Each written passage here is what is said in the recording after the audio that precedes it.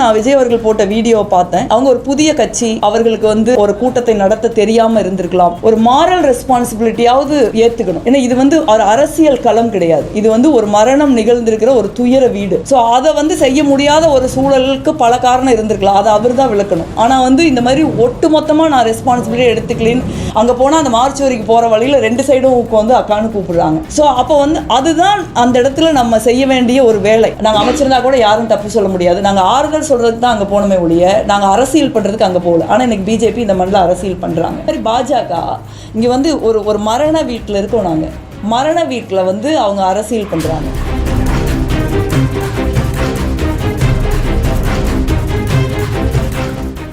அதை நான் விஜய் அவர்கள் போட்ட வீடியோவை பார்த்தேன். அவங்க ஒரு புதிய கட்சி, அவர்களுக்கு ஒரு கூட்டத்தை நடத்த தெரியாமல் இருந்திருக்கலாம். நான் என்ன நினைக்கிறேன்னா, ஒரு தார்மீக பொறுப்புன்னு ஒன்று இருக்குல்ல, ஒரு மாரல் ரெஸ்பான்சிபிலிட்டியாவது ஏற்றுக்கணும். நாங்கள் கூட்டத்தை கூட்டியிருக்கோம், மக்கள் எங்களுக்காக வந்திருக்காங்க.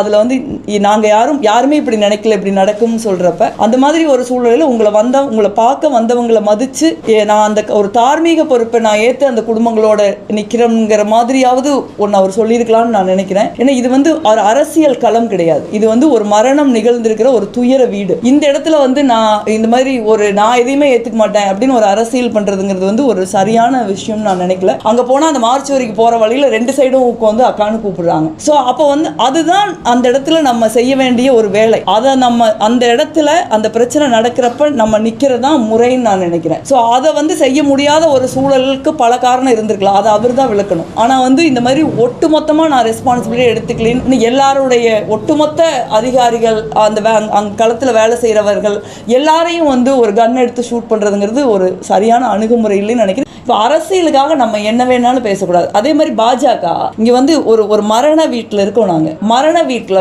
அவங்க அரசியல் பண்ணுறாங்க. நீங்கள் மணிப்பூர் 2 வருஷம் பத்தி எரிஞ்சுது. உங்கள் பிரதமர் போனாங்களா? இல்லை. நீங்கள் போனீங்களா? இல்லை. உங்கள் முதலமைச்சர் அந்த ஊருக்காரர் போனாரா? இல்லை.